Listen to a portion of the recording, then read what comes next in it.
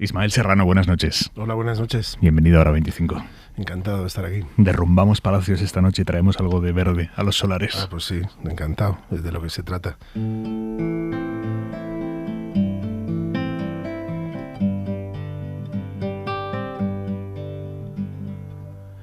Ahora que la vida nos arranca nuestra manta y perdido hipocondríaco, ya no duermo de un tirón. Ahora que la noche es un rumor de risa ajena que se aleja por la calle y nos congela el corazón. Ahora que respiro y resulta más difícil sacar bajo nuestra piel las astillas del recuerdo. Ahora que me pierdo las auroras de Madrid y no suenan en las radios las canciones que te debo. Yeah, yeah, yeah.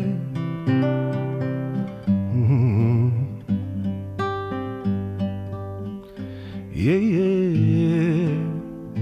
La ra ra ra ra. Ra ra ra ra.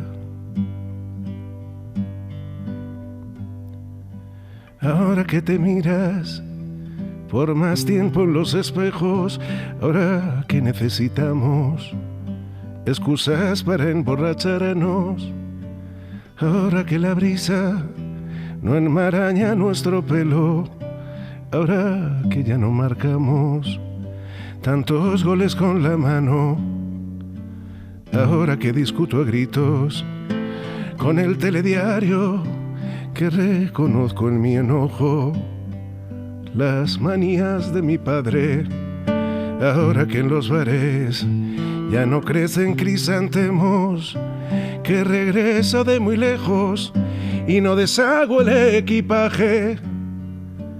Ahora traes la lluvia y aunque ya no tenga edad, me despisto en la tormenta, grito tu nombre en la calle.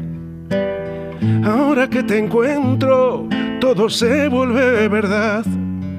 Se derrumban los palacios y tras verdeas sus solares.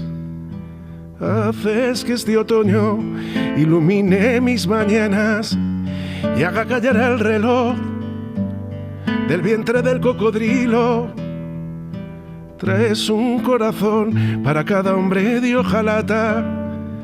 Ahora cambias mis razones y me vistes de domingo.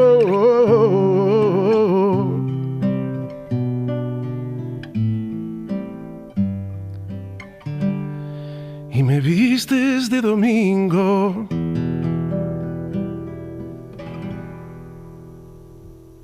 Wow. Sabes que tengo un recuerdo preciso del aniversario, del 50 aniversario de Hora 25 en el teatro, que dije yo, son las 10, las 9 en Canarias, y empezaste con esta canción y wow. Sí, fue bonito, fue muy bonito, sí. Días después, Juan Manuel de Prada, colaborador de este programa, me dijo que estaba obsesionado con esta canción, que te había escuchado esa noche y que con la letra de esta canción me decía, es que es poesía pura. Qué maravilla, Sí, qué bueno.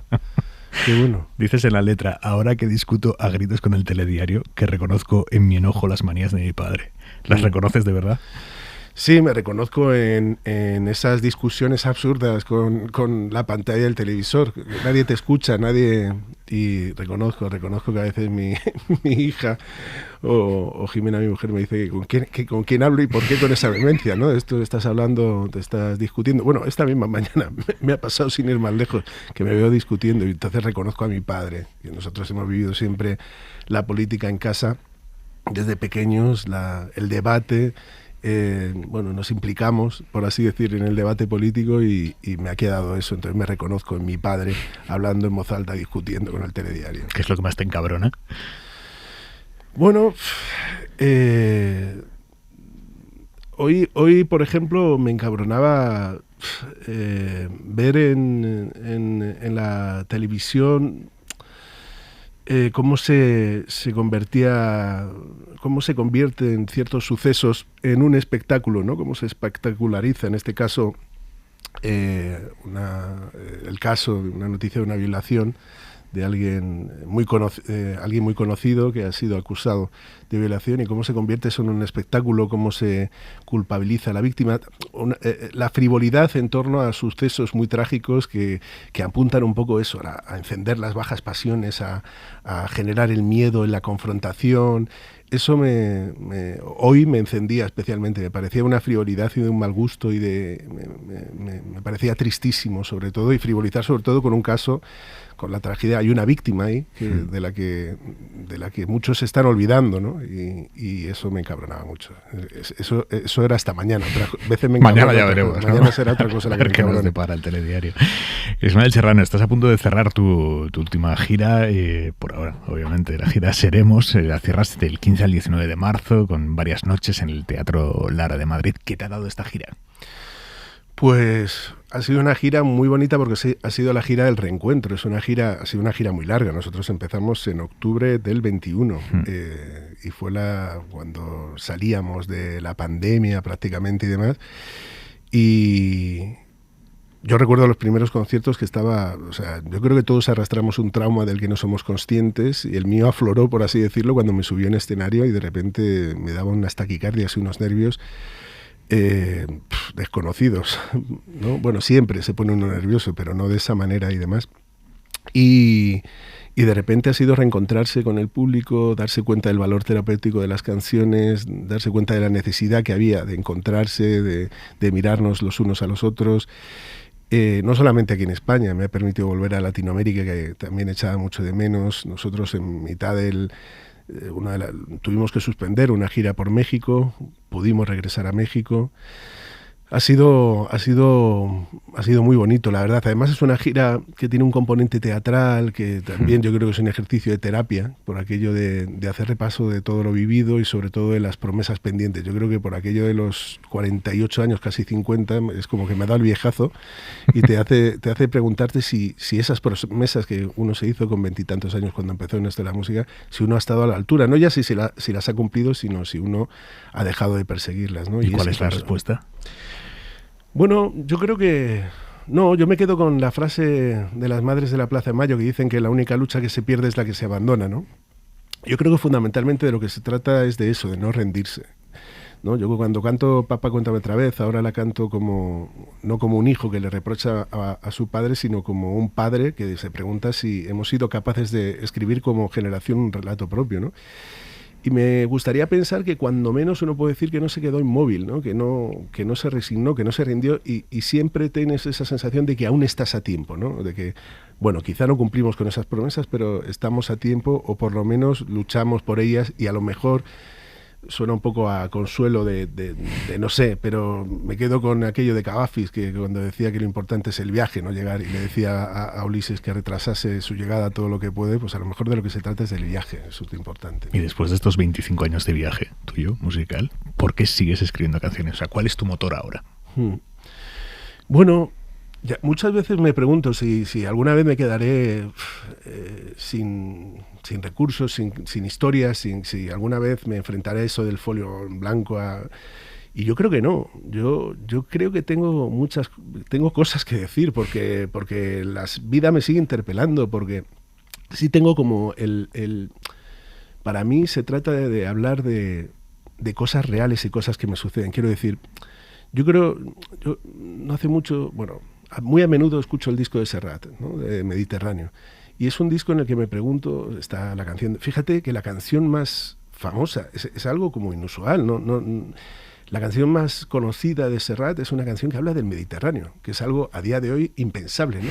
Pero porque de alguna manera habla del nosotros, habla de los anhelos compartidos, de los sueños compartidos.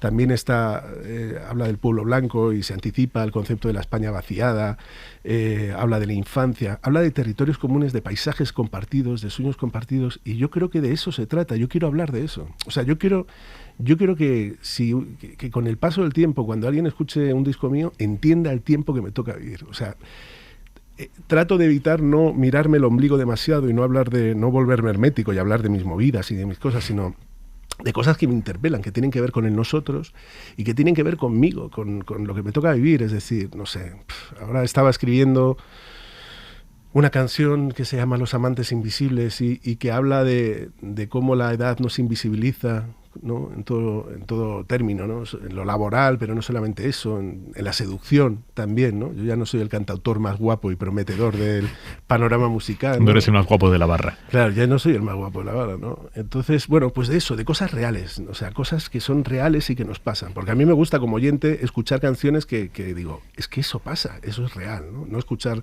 la enésima canción de amor, que también nos pasa, pero nos pasan más cosas. ¿No te da pudor exponer esos sentimientos?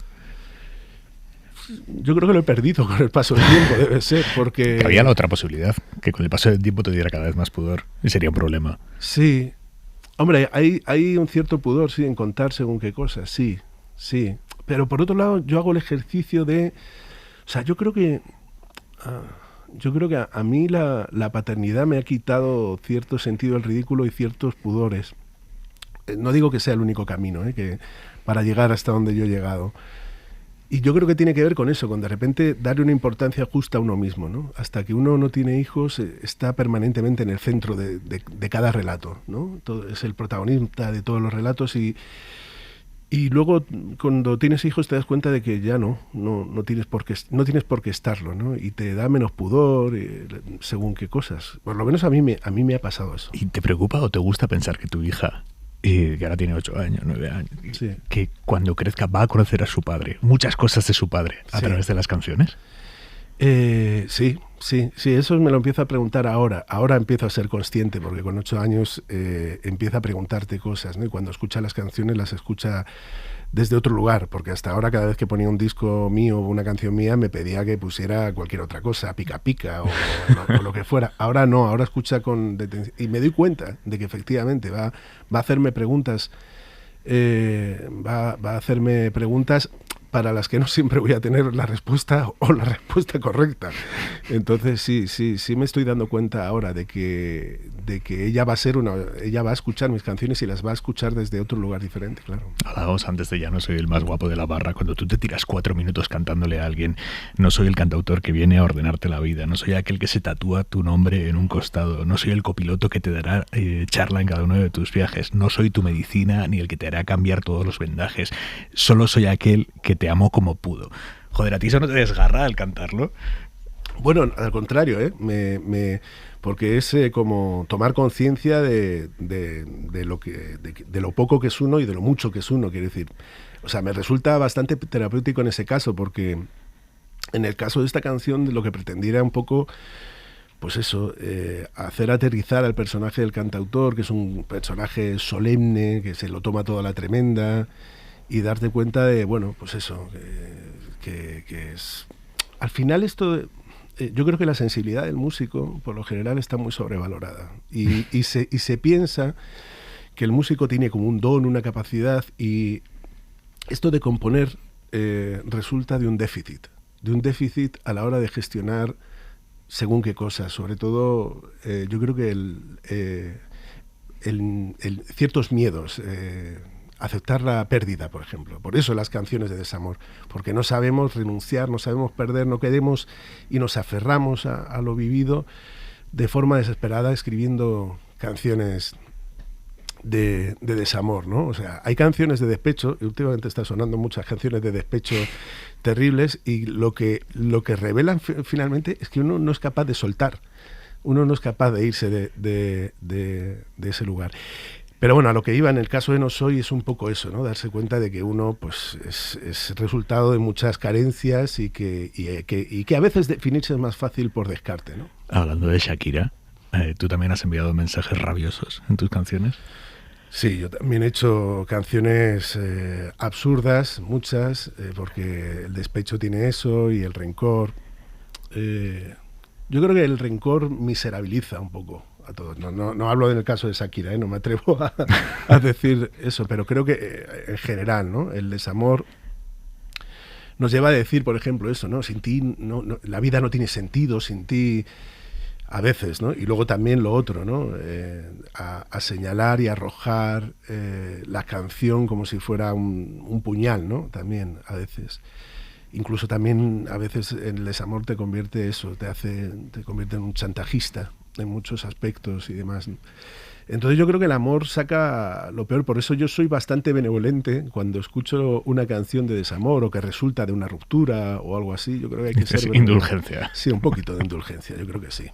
Sé que a los músicos os jode mucho esta pregunta por reduccionista, pero sé que también tú me lo vas a contestar porque no te andas con chorradas. ¿Cuál es tu gran canción? Yo creo que la que acabo de cantar, ahora que te encuentro, es... o me gusta pensarlo porque es una de las últimas canciones, ¿no? Y siempre está el tópico de que tus mejores composiciones son las que hiciste en tus inicios. Hombre, evidentemente hay una canción por la que me conoce mucha gente, que es Papá, cuéntame otra vez. Pero fíjate que no es la que más reproducciones tiene en YouTube, sino que se ha convertido en Ahora que te encuentro, que yo creo que es que la escucha incluso mucha gente sin saber que es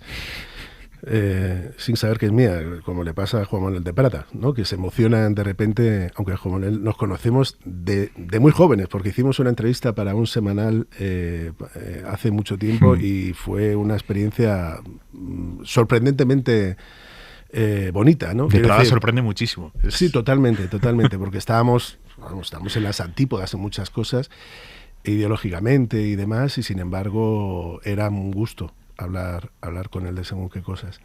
Y bueno, Ahora que te encuentro, que es una canción que escribí cuando nació mi hija, parece una canción de amor, y bueno, y lo es, pero no del amor romántico, este ideal convencional, sino que es una canción que tiene que ver con cómo la llegada de mi hija desordenó mi vida de manera maravillosa, ¿no? Claro.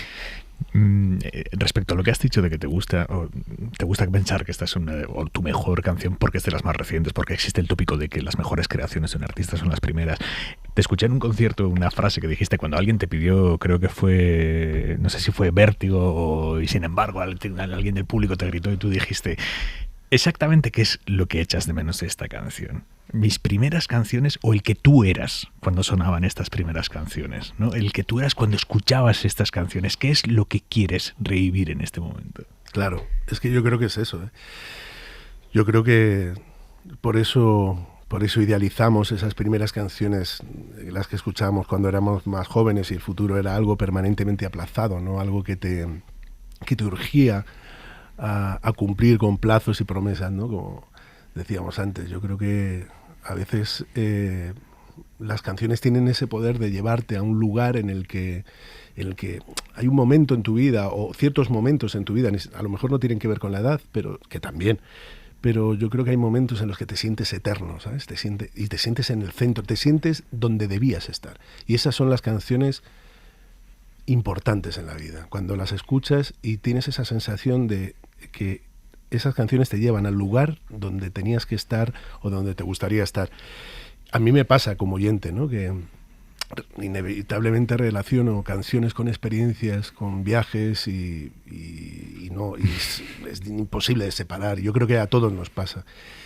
Y claro, y es curioso, ¿no? Porque a veces, el otro día hablaba sobre las canciones de juventud, hablaba con mi hermano y es curioso, las canciones más nostálgicas o que más hablan del paso, no nostálgicas, sino sobre todo el paso del tiempo, se escriben a edad muy temprana.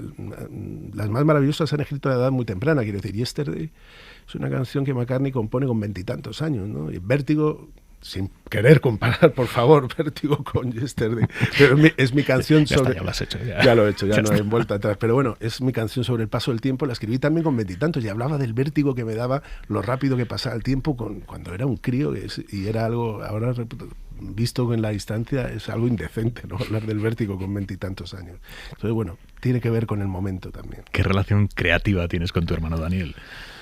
Bueno, ya no tanta, porque ahora se dedica a otras cosas, ahora está escribiendo novelas y demás, pero cuando éramos más jóvenes teníamos mucha relación y seguimos teniendo mucha relación, pero no creativa como la que teníamos cuando estábamos en nuestros tiempos de la facultad, donde nosotros escribíamos canciones juntos. Él estaba en Ciencias de la Información, yo estaba en Físicas, nos llevamos muy poco, nos llevamos 2 años y escribíamos juntos, o a veces él me daba un texto y yo lo trataba de darle una estructura de canción, igual que hago ahora también con mi padre también escribo canciones y en este próximo disco va a haber unas cuantas de él, sí. ¿Qué os pasa a los Serrano? O sea, no sé, nos hemos criado en eso, en ese entorno. Yo me acuerdo cuando empecé a escribir canciones, agarraba los libros de Losada que había por ahí, de Mario Benedetti, de Neruda y demás, y jugaba a ponerles música, porque había visto cómo Serrat lo hacía con Miguel Hernández y con Machado.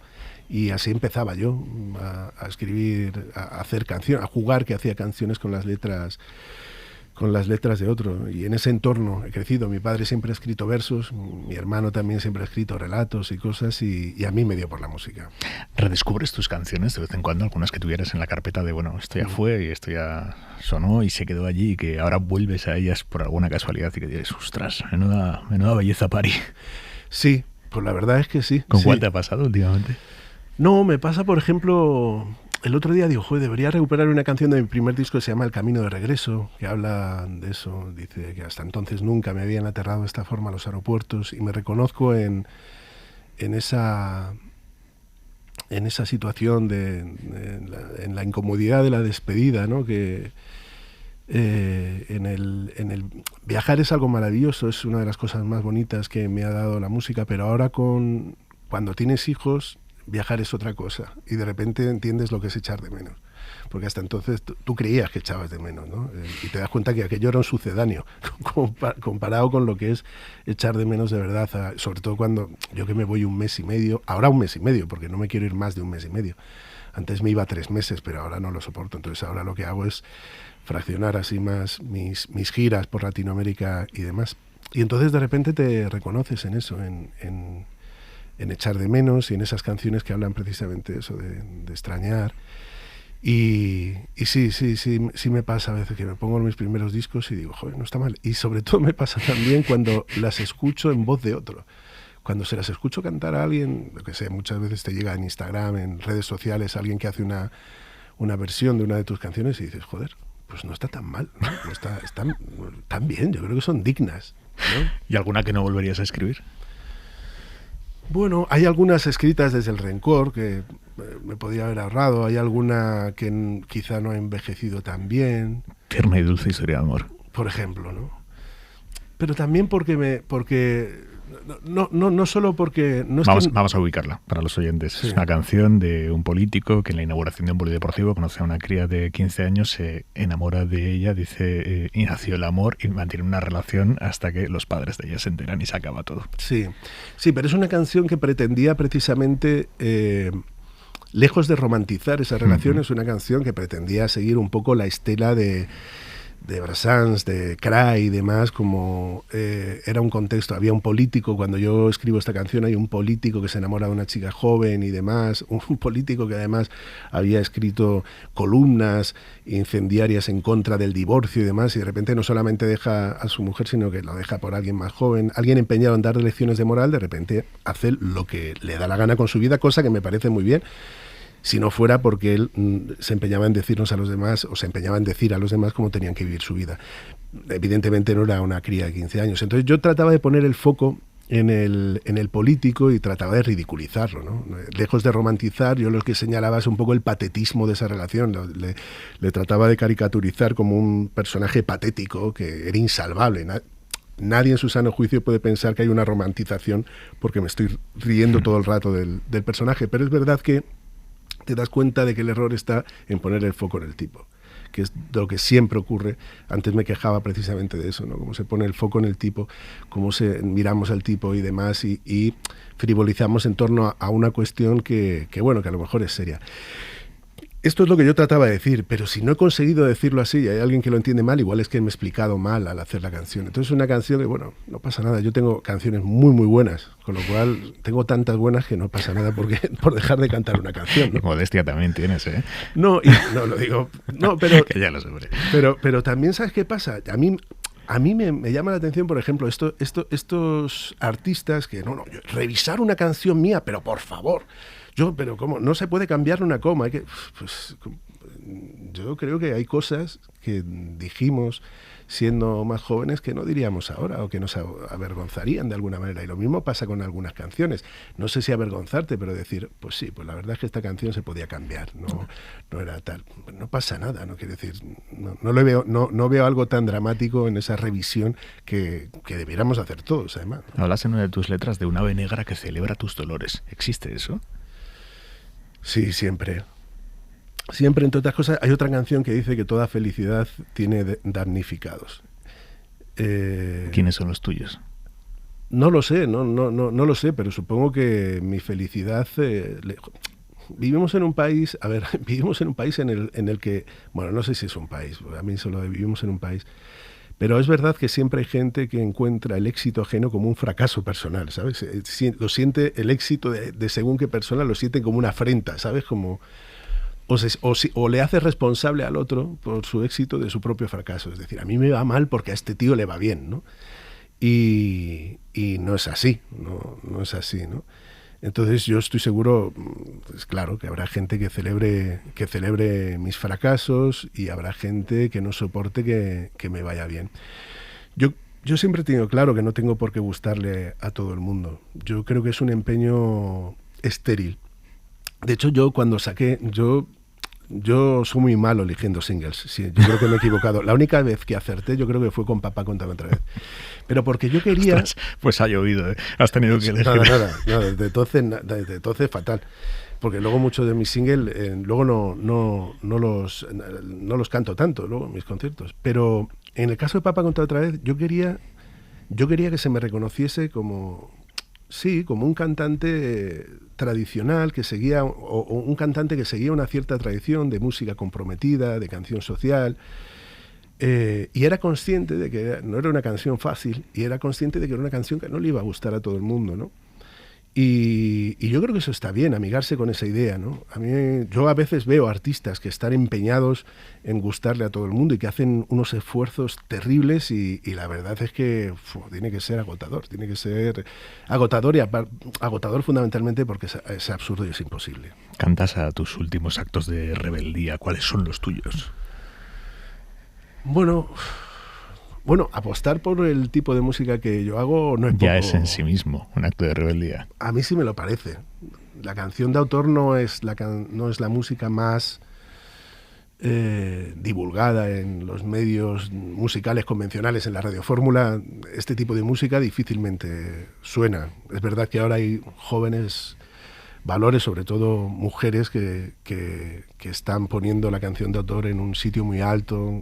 María Rosalén es un ejemplo claro, ¿no? Y además con un estilo de canción de autor también en gran medida tradicional, quiero decir, como muy en el canon, ¿no? Con una canción comprometida que no solo habla de la canción de amor y desamor, sino que tiene que ver con el mundo que le toca vivir y demás.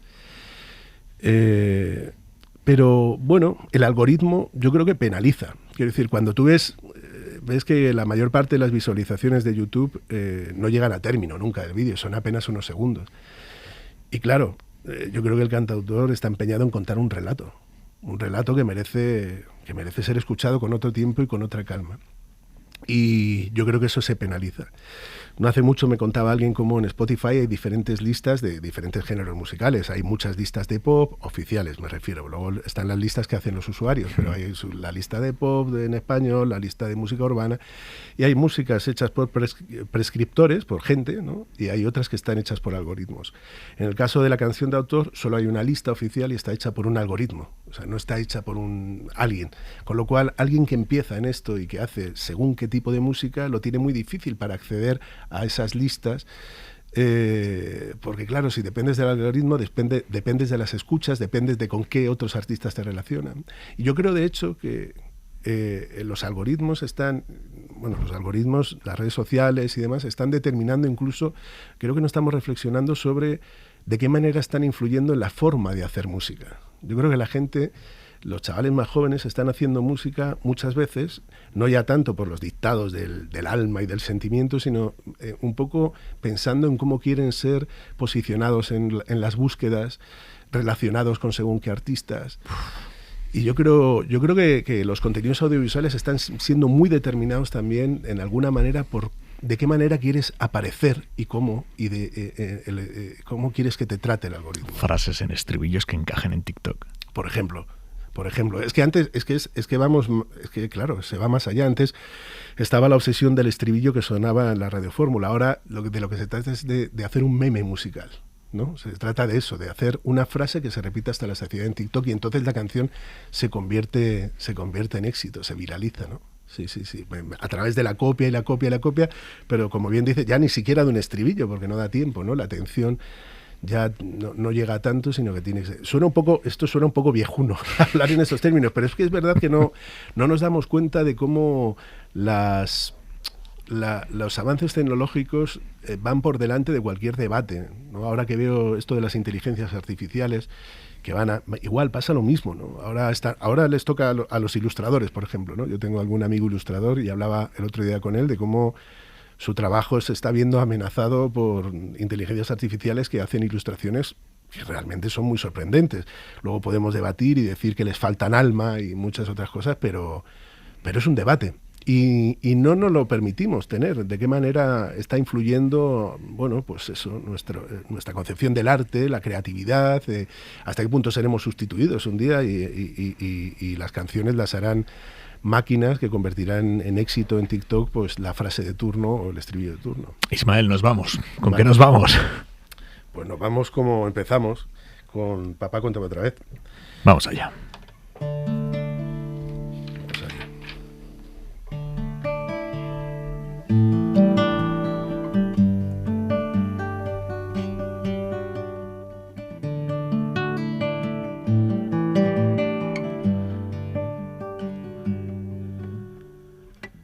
Papá, cuéntame otra vez ese cuento tan bonito de gendarmes y fascistas y estudiantes con flequillo y dulce guerrilla urbana en pantalones de campana y canciones de los Rolling y niñas en minifalda.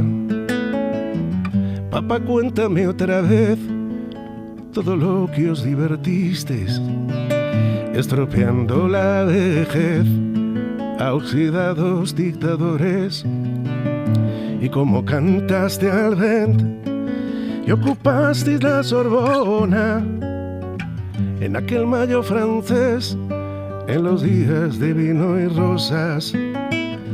Papá, cuéntame otra vez esa historia tan bonita de aquel guerrillero loco que mataron en Bolivia y cuyo fusil ya nadie se atrevió a tomar de nuevo, y como desde aquel día todo parece más feo. Papá, cuéntame otra vez que tras tanta barricada y tras tanto puño en alto y tanta sangre derramada, al final de la partida no pudiste hacer nada, y bajo los adoquines no había arena de playa. Fue muy dura la derrota, todo lo que se soñaba se pudrió en los rincones, se cubrió de telarañas, y ya nadie canta al vent, ya no hay locos, ya no hay parias, pero tiene que llover, aún sigue sucia la plaza.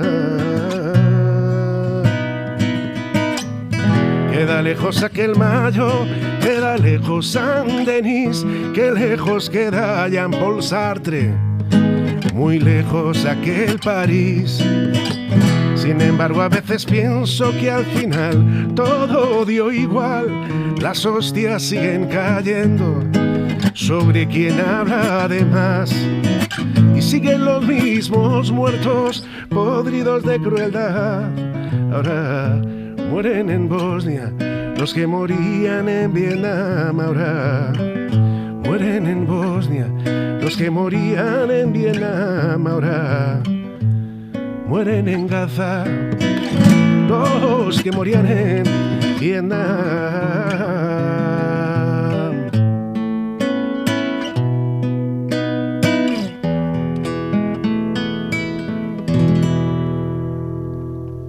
del Serrano, gracias por venir a Hora 25. Encantado de estar aquí. Muchas gracias a ti.